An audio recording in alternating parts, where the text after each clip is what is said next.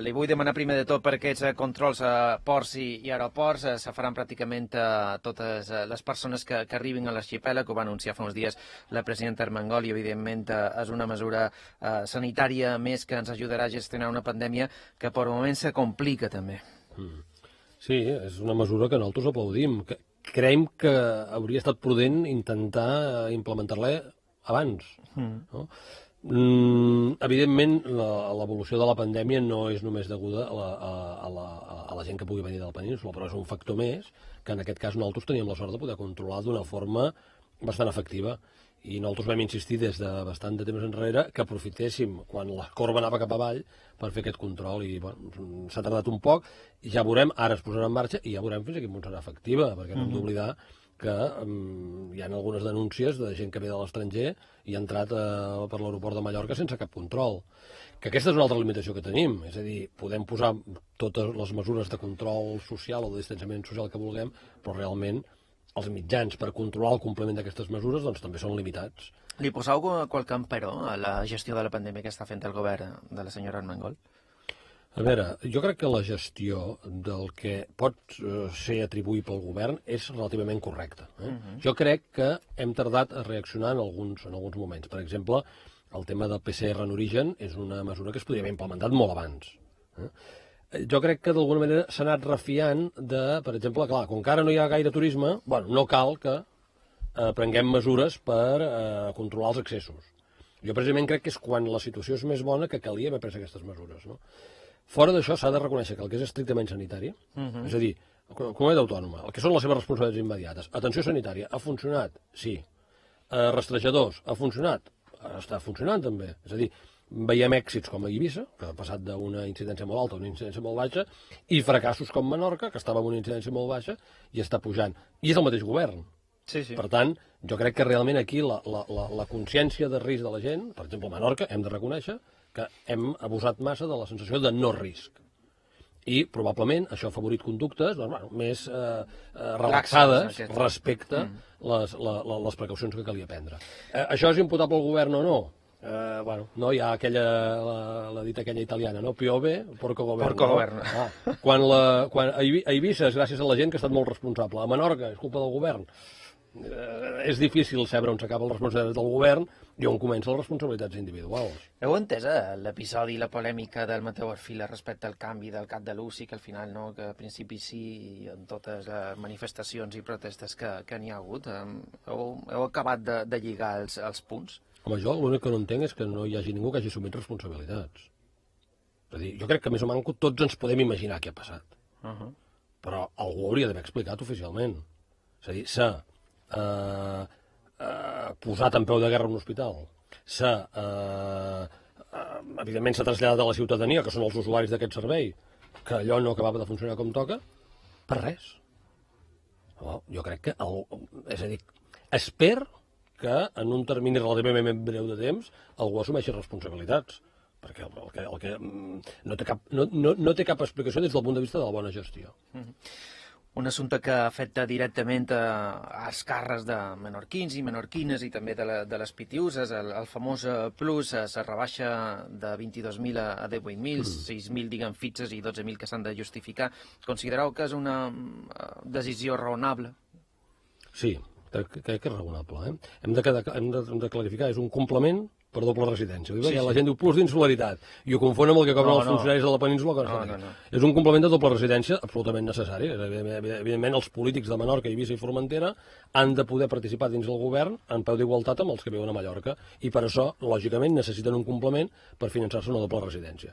L'import de 18-22.000 euros a la gent li sembla molt exagerat, i jo ho entenc, però hem de tenir en compte que això va dins de la base imposable. Els diputats no ho cobrem, ho dic perquè el meu desinterès sobre aquest tema és absolut, perquè a més el meu partit no té cap càrrec a Menorca, no? Per tant no hi ha ningú de més per Menorca que cobri aquest complement. Però no té cap càrrec al govern. No té cap càrrec al govern, i els diputats no cobrem aquest complement, perquè nosaltres no estem obligats a viure a Mallorca, per tant no ho cobrem. Cobrau dietes per venir i per notar en un hotel o allà on sigui, perquè tenia una sèrie de sessions parlamentàries que presencials. Però anant que la gent es posa les mans al cap, com poden cobrar 18.000 o 22.000 euros? Hem de tenir en compte que això s'inclou a la base imposable i per tant tributa per l'IRPF, per tant el net el que queda net doncs tal vegada sigui el 60%, 60-65%, per tant, és una quantitat que ronda els 12.000 euros l'any, tenint en compte el que val un lloguer a Palma, i que, evidentment, hi ha d'haver-hi també una manutenció, no és una quantitat desorbitada, tenint en compte que hi ha aquesta retenció d'IRPF, per tant, doncs el 35-40% d'aquesta quantitat no acaba a les butxaques del càrrec que el rep. Territorialitzar els pressupostos és complicat i jo diria que va poc contra un esperit que jo al Manco defens, que és allò de la valeritat, no? Però si li deman com surt a parar de Menorca d'aquests comptes de la comunitat autònoma per l'any que ve, que me contesta. Nosaltres tampoc fem una anàlisi molt estricta del tema de la territorialitat, perquè és que, a més, uns anys afavoreix amb uns i uns altres anys afavoreix amb uns altres, no? Jo crec que hem d'atendre, el govern de la comunitat autònoma, lògicament, ha d'atendre les necessitats en funció de com apareixen. Una altra cosa és que nosaltres, que a banda de ser un partit menorquinista, som diputats per la circumscripció de Menorca. Lògicament, com espero que facin tots els diputats per les seves circumscripcions, coneixem quines són les necessitats de la nostra i, evidentment, pitjam en el govern perquè doni resposta a les necessitats de la nostra circumscripció. En aquest cas, doncs, la setmana passada vam arribar a un acord amb el govern, pel qual nosaltres donem suport a uns pressupostos, en el que hi ha coses que ens agraden més i coses que ens agraden menys, bé, a canvi de que es doni resposta a unes necessitats de Menorca, que és la nostra circumscripció, que nosaltres coneixem bé i creiem que són necessàries.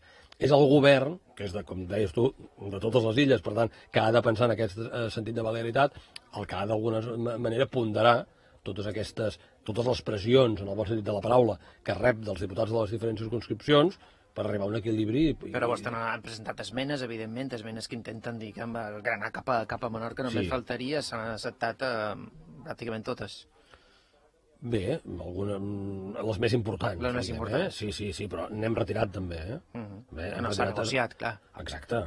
És a dir, a mi m'agrada reivindicar, no?, en aquests moments en què sembla que s'està imposant aquesta política espectacle, no?, que és utilitzar el Parlament com un circ, que és bàsicament el que, per exemple, fa Vox, no?, doncs que van allà a fer una representació, per després fer-se uns vídeos, passar-los per xarxes socials. Nosaltres, tal vegada, amb això som una mica xapats a l'antiga. És a dir, fem el que considero la política útil, és a dir... Parlamentarisme, representar els interessos dels nostres conciutadans. Els que ens donen la confiança, els que ens voten i els que no ens voten, però que són conciutadans nostres, i vetllar pels seus interessos. I, per tant, nosaltres tenim 2 diputats, som conscients que és una força parlamentària limitada, intentem treure el màxim profit perquè les coses vagin cap allà on creiem. Quan es discuteixen pressupostos, evidentment estem parlant d'assignació de recursos, però quan parlem d'altres coses, altres lleis, altres coses, doncs evidentment no només defensam el nostre menorquinisme des del punt de vista territorial, sinó evidentment també el nostre ideari d'esquerres i intentem doncs, que aquests 2 diputats permetin, com per exemple vam fer amb el decret llei 8/2020, amb el tema de l'ampliació dels hotels, doncs evidentment nosaltres tenim un programa de reconstrucció en verd i per tant doncs ja saps tu perfectament que no ens cauen els anells si ens hem d'oposar al govern, no?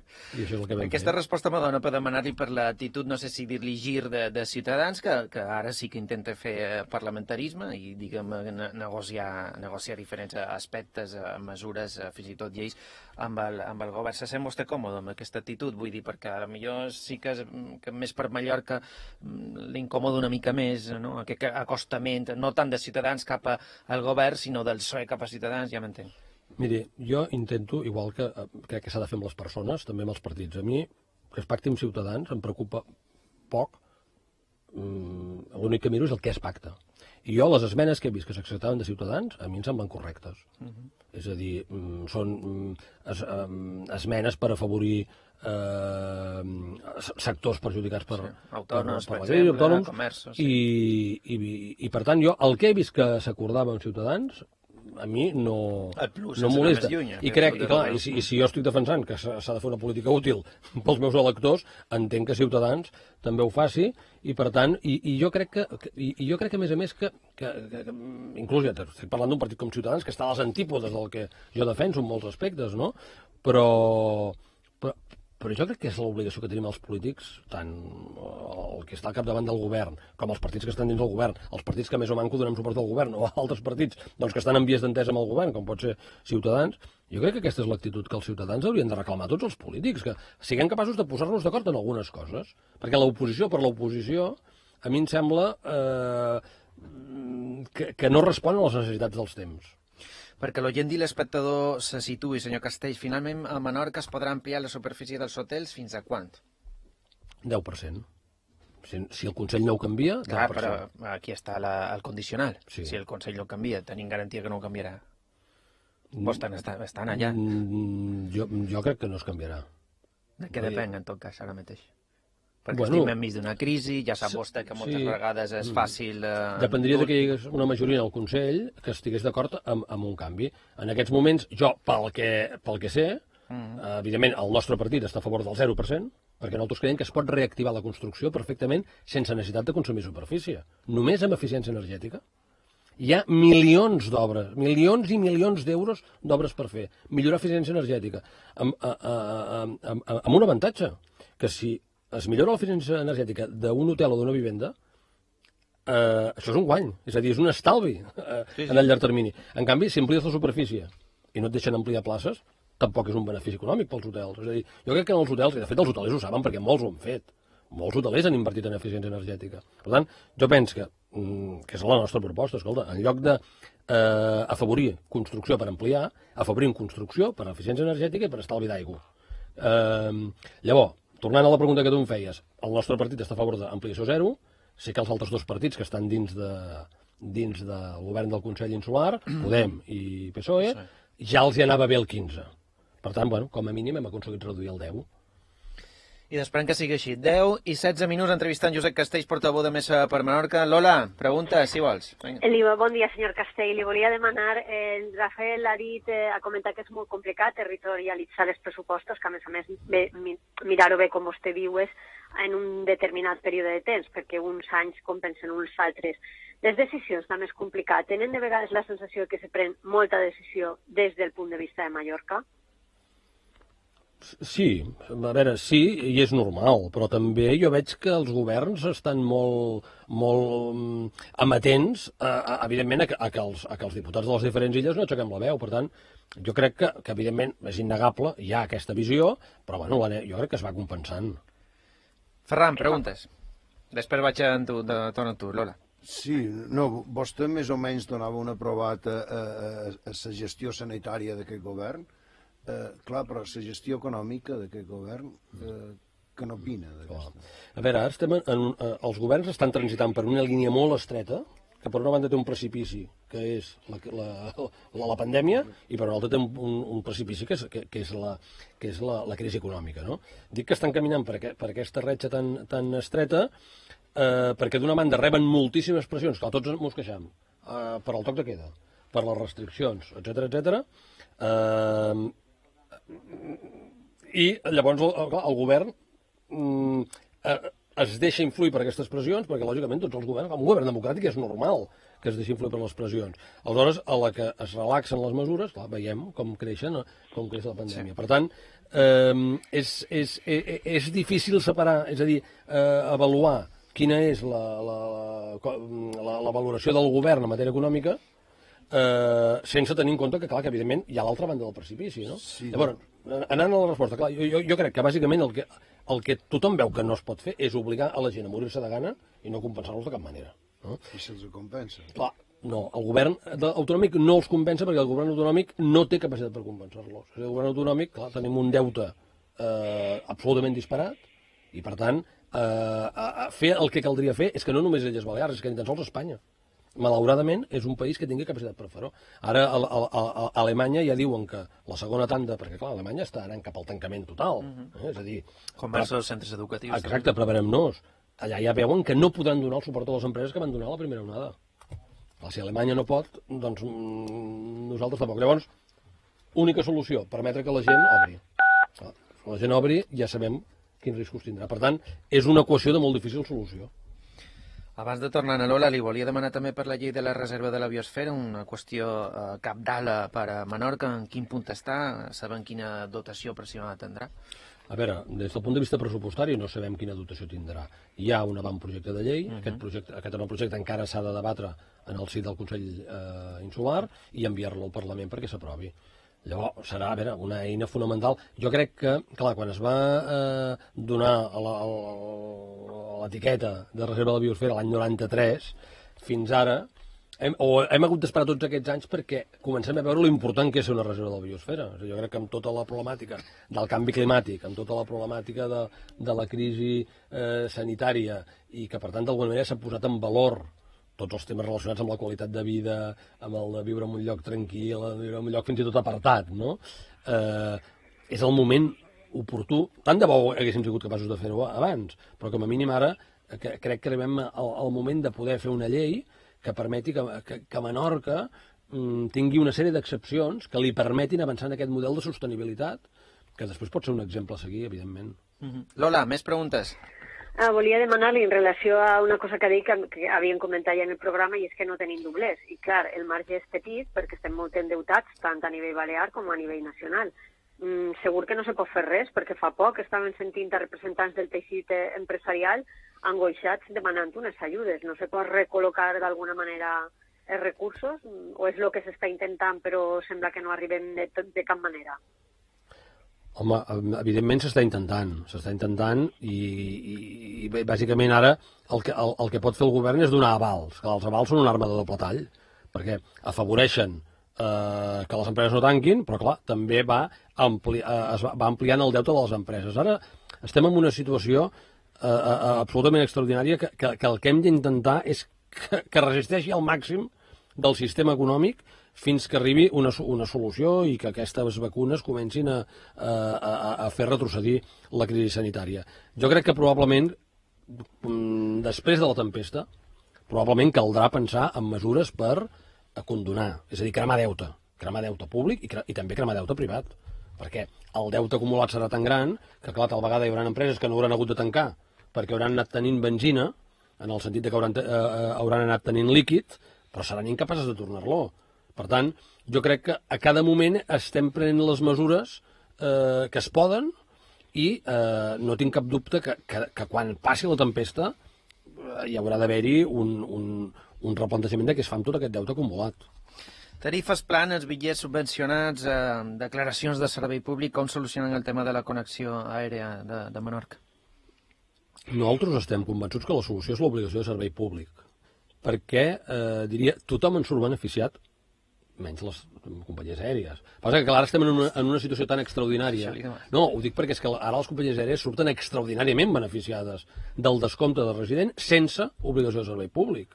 Perquè, clar, com que tenen un mercat captiu, més o menys s'estima el 60-70% dels usuaris d'una línia de Menorca amb la península, Menorca-Barcelona, que és la clàssica, no?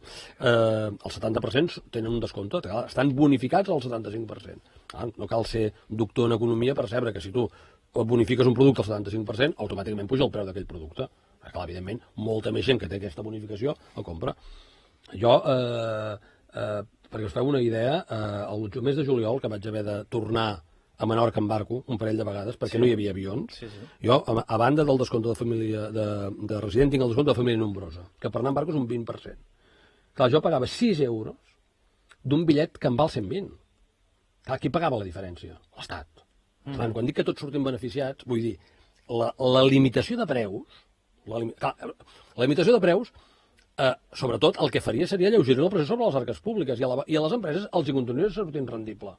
Perquè llavors la pregunta és, qui agafarà un barco del Cudi a Ciutadella per 120 euros? És a dir, esclar, és que o tens el descompte de resident o no l'agafes. No sé si més o menys em faig entendre. Molt bé, el que passa que l'obligació de servei públic depèn d'un estat, costa molt fer-li entendre segons quines qüestions, i la pregunta seria si vostè troba que el govern balear està pitjant suficient com perquè això sigui possible. És que l'obligació de servei públic no té cost per l'Estat. És a dir, l'obligació de servei públic Menorca-Palma o Eivissa-Palma té cost zero per l'Estat. És a dir, simplement l'Estat, a l'empara de la normativa de la Unió Europea, estableix unes condicions mínimes per fer aquest trajecte i estableix un preu màxim. Passa que aquí el descompte de resident ens confon. Perquè, clar, què passa? Tenim l'obligació de servei públic. Clar, el preu d'un bitllet Menorca-Palma és de 80 euros. Per trajecte. És caríssim. Passa que com que tenim el descompte del 75%, no ens n'adonem. I els que agafem aquesta línia gairebé tots tenim descompte de resident. Seria molt més lògic que aquest preu fos... És a dir, amb la mateixa despesa, amb la mateixa despesa, l'Estat, en lloc d'estar finançant un descompte de resident, hauria d'estar finançant una obligació de servei públic. En els usuaris ens costaria el mateix, però la gran diferència seria que els no residents no pagarien tant. D'alguna manera aquesta. Jo crec que enguany, en els pressupostos generals de l'Estat, el descompte de resident entre Canàries i Balears està pels 500 milions d'euros. Hi ha molts doblers per fer política. I no una política inflacionària de preus, que ens continua fent cara el preu per nosaltres i el fa prohibitiu pels que venen de la península.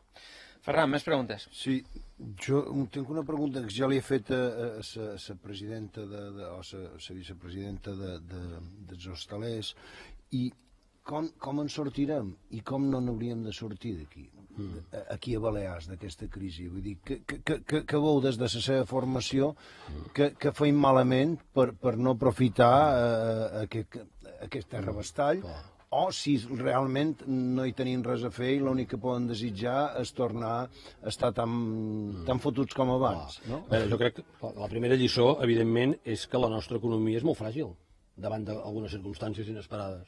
Tu depens gairebé el 100% del turisme, a la que t'arriba un problema que dificulta el turisme, evidentment, devem ser, diuen, la regió més castigada d'Espanya i probablement d'Europa per culpa de la pandèmia. Per tant, la primera recepta, que ja l'hem dit a molt, no? Ara la recepta està molt bé, ara com es cuina. Ara com es cuina. Que és el de la diversificació econòmica.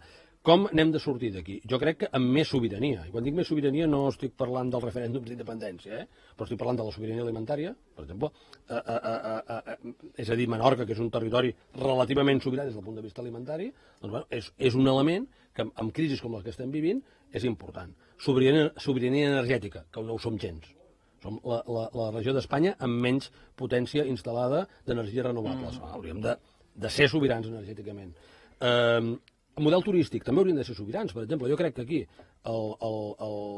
la política d'establir un impost turístic ha estat positiva i probablement és l'única eina que té la comunitat autònoma per intervenir en un mercat fonamental que és el mercat turístic. Probablement hem d'anar avançant aquest model de qualitat, de que vingui menys gent amb més poder adquisitiu, bàsicament perquè, això pot semblar un discurs molt elitista, però bàsicament és perquè amb menys gent tinguem els mateixos ingressos, perquè evidentment menys gent vol dir més sostenibilitat, vol dir menys impacte sobre el territori. Sí, però això és dir... És que no sé com explicar-ho sense abundar un poquet amb aquest classisme que sempre planeja quan se fan aquestes reflexions. Això és dir a l'obrer de no sé quin land d'Alemanya amb poc poder adquisitiu, que només se pot pagar en aquests moments a una platja de Palma, un Magalluf o un Sant Antoni de Portmany, en determinades zones, que se'n vagi a un altre lloc. Rafael, però és que jo no treballo pels obrers de Manchester. Sí. Jo treballo pels obrers de Menorca. Des del meu punt de vista de consciència de classe entendrà que és una reflexió que com a mi me la faig. A veure, jo crec que sempre... Jo he estat motxilero. Jo he estat motxilero. He anat pel món amb la motxilla i amb l'Interrail. Quan parlem de poder adquisitiu, sobretot estem dient que aquest turisme que té tant d'impacte i que potser no valora prou els valors intangibles que té la nostra oferta, el canviem per un que valori més aquesta oferta. Això inclou tant el que realment entén que està pagant més que un hotel davant de la platja i que el que està pagant és un patrimoni històric, està pagant una oferta cultural, està pagant uns paisatges absolutament incomparables, i això té un preu, i després també el que és espavilat i sap gaudir d'això amb pocs doblers, anant amb la seva tenda de campanya i la seva motxilla. Però, és a dir, quan estic dient hem d'anar a un turisme de més poder adquisitiu, és que nosaltres, evidentment, hem de regular la capacitat de càrrega de l'illa, i probablement aquest perfil que tu deies de l'obrer britànic, probablement no ens interessa que vinguin les Illes Balears, perquè és massiu, té un impacte molt gran en el territori, i no hi ha cap mena d'interacció o enriquiment, diguem, mutu amb la visita d'aquest tipus de turista. Aleshores, crec que el més beneficiós per nosaltres és un altre tipus de turisme. 10-29 minuts entrevistant Josep Castells, portaveu de Més per Menorca. Lola, més preguntes? Ens surt sempre el mateix dubte quan parlem de què fem en l'economia de Balears per superar crisis com aquesta, que a més palesen molt la nostra feblesa. Acabem parlant molt de turisme. S'ha fet un petit esment de la sobirania alimentària, s'ha fet un petit esment de tema energètic, però la realitat és que després acabem parlant més que res de turisme i a més ho fem en una comunitat en la que no estem fent-ho, crec jo, molt bé a nivell educatiu, som de les poques que hem decidit que la gent passarà de curs en suspensos. No sé com combinem una economia diversificada amb un teixit educatiu cada cop més empobrit i si se pensa fer alguna cosa per revertir això. A veure, jo crec que vincular la qualitat del sistema educatiu de les Illes Balears amb el tema aquest de que la gent passi de curs sense aprovar està una mica agafat pels pèls. A veure, és simplement un exemple. Simplement un exemple, n'hi ha més, és perquè és el més recent. Jo crec que tenim un sistema educatiu que dins de les circumstàncies jo li posaria bona nota. El que passa que, clar, tenim un sistema educatiu hiperpressionat per... És a dir, tenim un sistema educatiu amb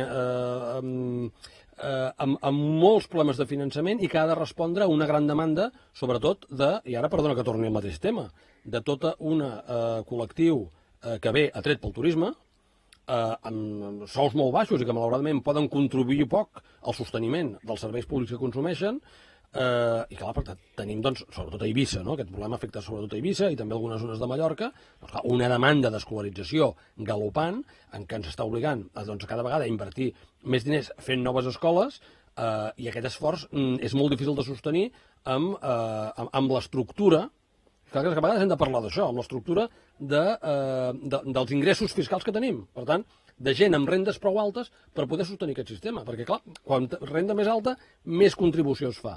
Clar, si tu tens molta gent amb rendes molt baixes, són gent que consumeixen el sistema, els serveis de l'estat del benestar, només faltaria, però que, malauradament, poden contribuir poc. Aleshores, això ens passa per ser una economia de sous baixos. Som una economia de sous baixos perquè som una economia turística. Aleshores, no vull escapar-me de la pregunta que tu em fas. Jo crec que s'està fent un esforç pressupostari immens amb el tema educatiu, però crec que el problema, Lola, no és que no preparem gent. El problema és que la gent, quan l'hem preparada, marxen.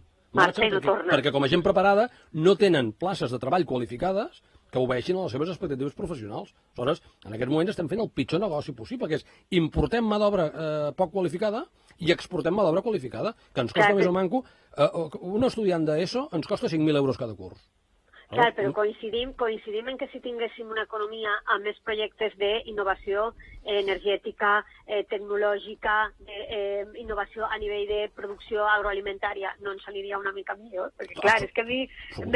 I, a més, seria un argument que reforçaria també el sector turístic, sense el qual jo crec que tampoc ens podem permetre viure, però me dona sempre la sensació que no acabem de donar-li l'impuls definitiu a aquesta famosa diversificació. Aquesta sensació jo també la tinc i té una explicació. És a dir, nosaltres hem fet moltíssimes propostes per avançar en aquesta diversificació. Ara fa poc va tenir un cert recorregut comunicatiu el del fons de capital risc, és a dir, un fons del govern per invertir en empreses de nova creació.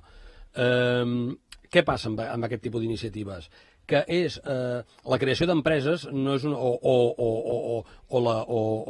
els avenços en recerca científica, per exemple, no és una cosa que tingui una relació de causa-efecte immediata. És a dir, tu per molts doblers que posis a fer recerca, si no hi ha un ecosistema que pugui absorbir aquests recursos i pugui generar projectes, això no dona resultat. Amb el tema de la creació d'empreses passa igual. És a dir, tu, per molts doblers que tinguis, no pots finançar a tort i a dret qualsevol que ve amb una idea. Has d'anar seleccionant les bones idees. I clar, les bones idees arribaran en la mesura en què anem fent passos per afavorir tot això, no? Per tant, el que és important és fer una política sostinguda en el temps. Sostinguda en el temps d'anar creixent, per exemple, amb el tema de la diversificació energètica, no? Hi ha un canvi radical en els pressupostos d'enguany amb aquest tema? No.